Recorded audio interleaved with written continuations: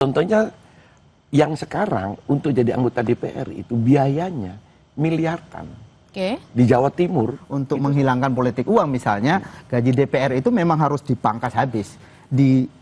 Ya minimal 5 kali lah atau 6 kali dari pendapatan umum masyarakat. Baru saja saudara tadi Anda saksikan respon dari pimpinan DPR yang diwakilkan oleh Wakil Ketua DPR Sufmi Dasko Ahmad menanggapi soal tenggat 1 minggu yang ditetapkan hari ini bagi pemerintah DPR yang tadi juga sudah disuarakan tadi siang sampai dengan sore hari ini sudah disuarakan oleh peserta aksi massa yang melangsungkan demonstrasi atau unjuk rasa di depan gedung DPR RI, dan sore hari ini sudah ada langsung tanggapan kembali dari pimpinan DPR. Selengkapnya kita akan bahas malam hari ini bersama dengan Ridwan Hisyam, mantan anggota DPR dari fraksi Partai Golkar. Bang Ridwan, terima kasih sudah di Sapa Indonesia Malam. Assalamualaikum. Ya, waalaikumsalam. Ada juga hadir bersama kami ada Saidiman Ahmad, peneliti SMRC. Selamat malam Mas Saidiman. Selamat malam. Iya. Saya mau ke Mas Saidiman dulu. Mas Saidiman, tadi kita sudah dengarkan bersama beberapa pernyataan dari Wakil Ketua DPR, Sufmi Dasko Ahmad, yang menyatakan ada beberapa nih hal yang sudah direspon. Di antaranya ada pemberhentian tunjangan, pemberhentian visit ke luar negeri kecuali menghadiri undangan kenegaraan, pangkas tunjangan-tunjangan kecuali kebutuhan yang sehari-hari seperti air, listrik, dan sebagainya. Kemudian juga akan menindaklanjuti anggota DPR yang bermasalah ke Mahkamah Partai dan MKD. Sudahkah ini memenuhi rasa tuntutan dari 17+8 warga ini? Pertama-tama mungkin kita harus melihat bahwa kita harus mengapresiasi bahwa DPR pada akhirnya itu bersuara dan kelihatannya berusaha untuk memenuhi itu. Kalau kita lihat secara huruf per huruf ya kelihatannya sudah memenuhi tuntutan dari yang berhasil dirangkum ya, dari sebenarnya tuntutan banyak sekali, tapi yang 17+8 itu sebetulnya rangkuman dari sekian banyak tuntutan ya dari para demonstran atau orang-orang yang protes di berbagai kota.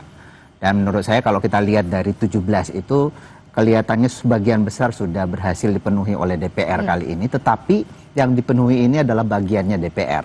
Sementara tuntutan dari publik ini ada 17, itu juga ada tuntutan ke kepolisian, ke TNI, ke termasuk juga presiden ya? Termasuk presiden, termasuk ke tim ekonomi, juga ada banyak sekali tuntutan. Untuk DPR ini saya kira sedikit banyak terpenuhi kalau kita lihat dari redaksi dari tuntutan itu. Tetapi sebenarnya di balik itu menurut saya sebenarnya keresahan utama dari publik kita, dari mereka yang menuntut ini adalah persoalan di DPR sendiri secara keseluruhan, bahwa misalnya ya, salah satu contoh kesenjangan pendapatan anggota DPR dengan publik pada umumnya. Kalau di luar negeri misalnya di negara-negara Skandinavia, di Eropa, di Amerika, itu tidak ada negara di mana anggota parlemennya itu pendapatan per bulan atau per tahunnya itu lebih banyak dari misalnya 6 kali. Di bawah 6 kali rata-rata atau di bawah. Kalau tadi kan sudah ada beberapa tunjangan-tunjangan bahkan sampai ke luar negeri saja tidak, itu rasanya belum cukup maksudnya. Menurut saya belum. Sekarang ini kalau misalnya katakanlah pendapatan anggota DPR ini kan simpang siur, saya tidak tahu sebenarnya. Ada yang bilang ini 100 juta per bulan, ada yang bilang 230 juta. Pak Mahfud MD mengatakan bisa sampai miliaran sebulan. Katakanlah kalau kita ambil tengahnya saja 230 juta per bulan, itu artinya perbandingan pendapatan per kapita penduduk Indonesia tahun lalu itu 42,11 kali lipat. Pendapat itu sangat besar. Jadi kalau tadi kita apresiasi sudah mulai ada upaya untuk itu, tapi saya kira masih disparitas antara pendapatan masih tinggi ya? Publik masih sangat tinggi. Bang Ridwan sebagai mantan anggota DPR, sebenarnya pos-pos mana saja sih kalau tadi Mas Saidiman bilang nampaknya langkah apresiasi, langkah awal ini diapresiasi, tapi kok nampaknya masih ya disparitasnya masih tinggi dan harus ada langkah lanjutan. Sebenarnya kalau dari pos-pos di anggota DPR mana sih yang bisa kemudian dipangkas dan kemudian dirasakan banget nih? Ya, jadi begini ya, di DPR ini terasa sejak 2 periode terakhir. Jadi 2019-2024, zaman saya yang periode kelima, itu sudah terasa untuk jadi anggota DPR. Apalagi yang 2024-2029 itu sudah full semuanya pakai dana. Kalau 2019 masih sedikit-sedikit. Sebelumnya itu memang prestasi.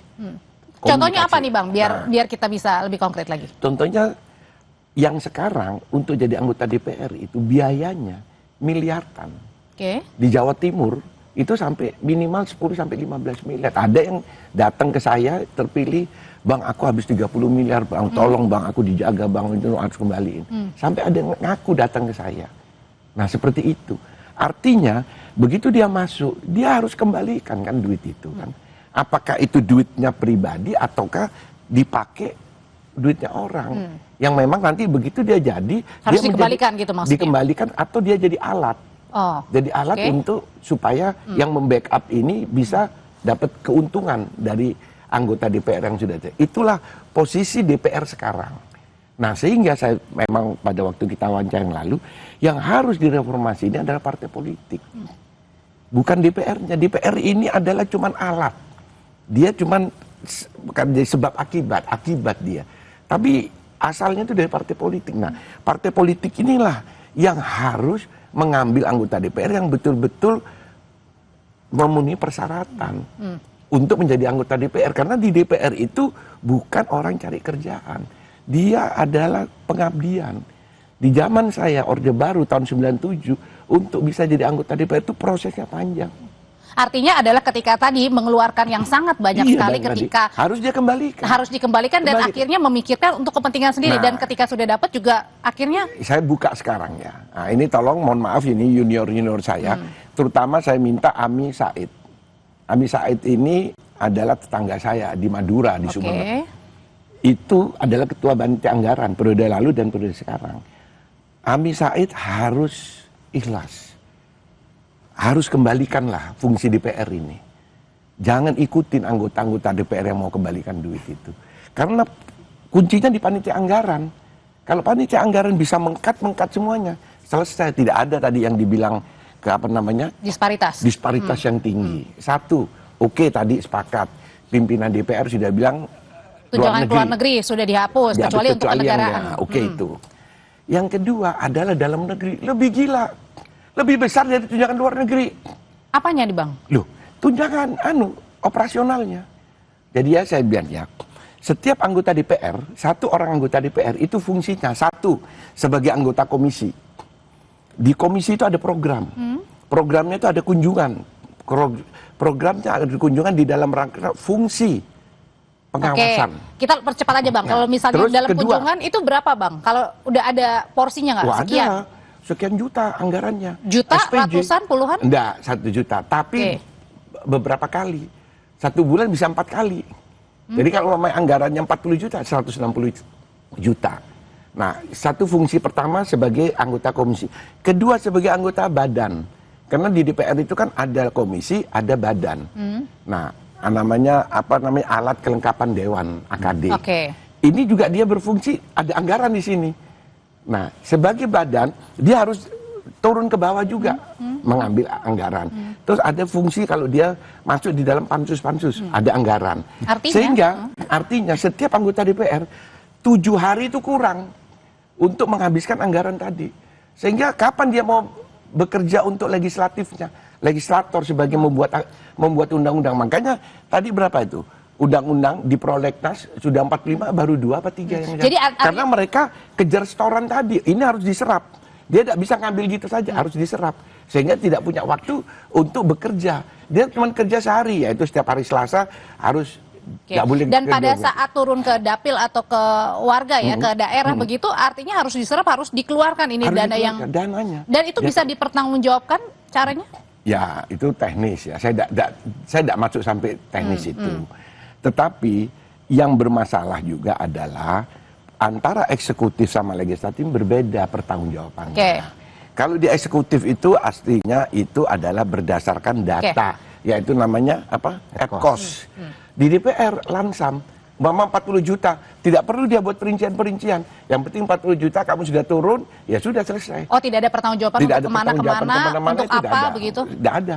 Yang penting dia datang hari itu terus pulang, ya sudah selesai pertanggungjawabannya. Nah, itu terus apa waktu kita kunjungan kerja apa namanya Bang Ridwan benar saya tahan dulu waktu tiap 3 bulan itu apa namanya reses. Reses itu ada turun dana lagi kan? Ada dananya ratusan kalau itu ya. Terus abis itu ada namanya bukan kunjungan, pertemuan dengan dengan masyarakat konstituen. Itu sampai berapa? 7 apa 8 kali. Itu ratusan juta juga. Nah, itu kalau dikumpulin, itulah yang dibilang Pak Mahfud tadi. Sampai miliaran bisa. Sampai miliaran. Anggaplah umpamanya sekarang 1 tahun 6 miliar. 6 miliar itu bukan berarti 6 miliar masuk di kantongnya anggota DPR, karena dia kan harus keluarin semuanya. Anggaplah 30% dia dapat, berarti berapa? Berapa miliar itu?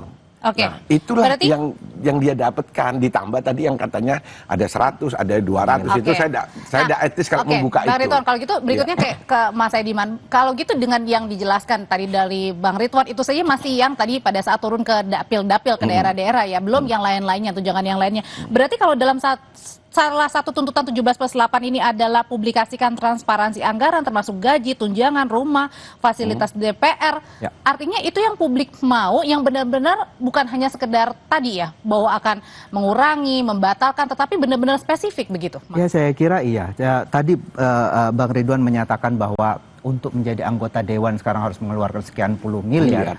Saya kira itu yang kemudian juga membuat pernyataan Pak Mahfud MD bahwa mereka dapat miliaran dalam sebulan itu menjadi logis karena orang berani mengeluarkan uang begitu banyak. Itu artinya dia berharap atau dia membayangkan bahwa nanti itu pasti terbayar.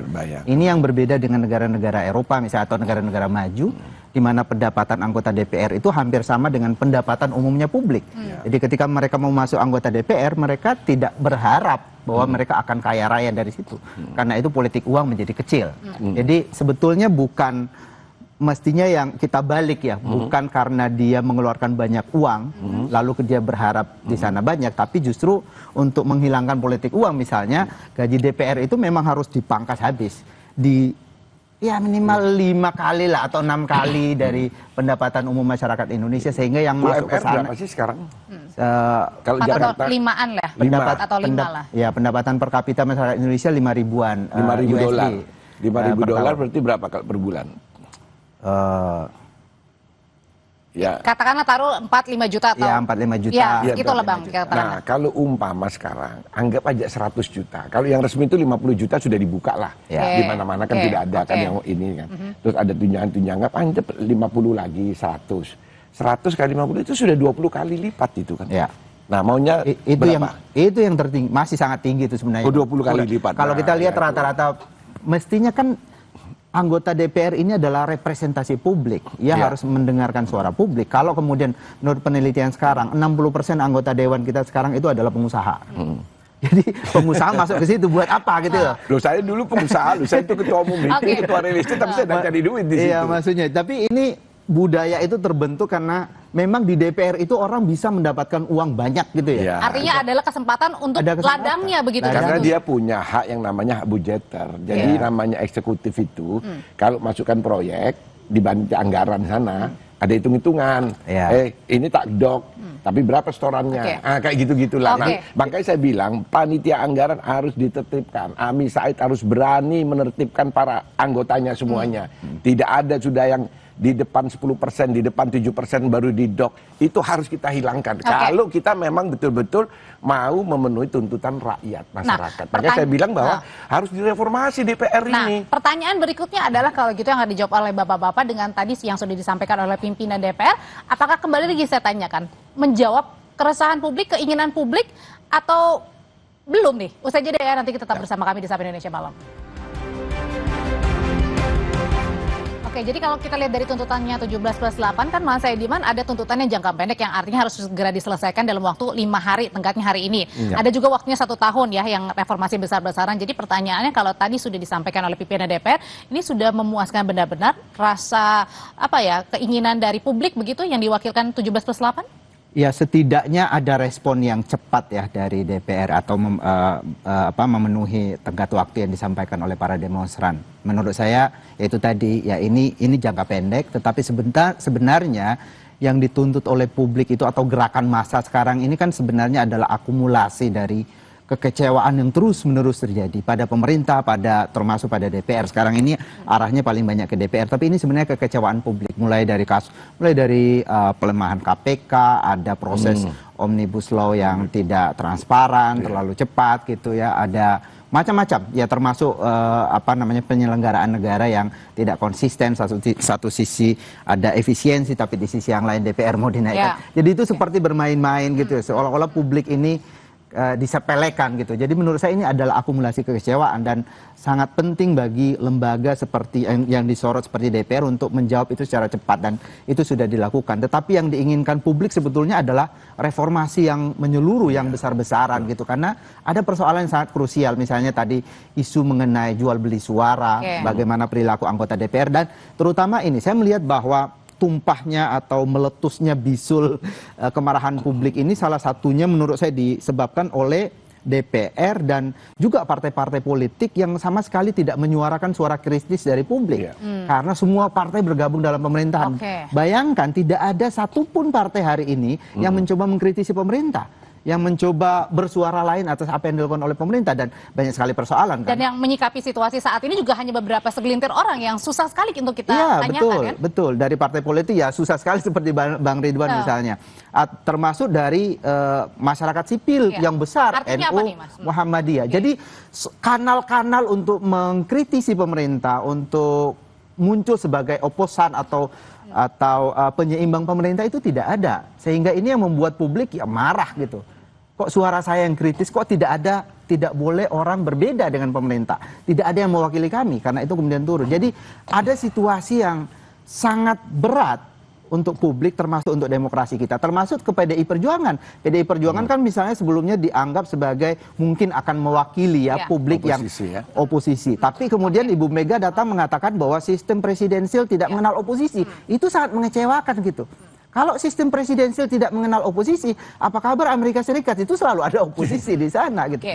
Jangan-jangan dia ingin mengatakan bahwa demokrasi kita memang tidak ada gitu, sehingga tidak perlu ada oposisi. Itu yang membuat publik khawatir. Meskipun waktu itu kemarin terakhir sebenarnya juga sudah dibilang oleh PDIP sendiri ada partai penyeimbang ya, tapi ini justru dipertanyakan juga berarti. Dipertanyakan, tidak ada suara yang benar-benar kritis ya, seperti di zaman ketika PDIP di dalam kekuasaan ada sejumlah partai yang oposan, kan ada Partai Demokrat, ada PKS ketika itu, juga Gerindra pernah gitu. Tapi sekarang benar-benar tidak ada. Nah kalau begitu Bang Ridwan, pertanyaan terakhirnya adalah ini yang harus disikapi apa? Oke, sudah ada sikapnya, apakah tadi itu, apakah terus-terusan akhirnya warga yang harus bersuara terus ya, nih? Jadi gini, saya ini kan mantan aktivis mahasiswa, cuman 77-78, ya 77-78, umur saya sekarang 67 tahun.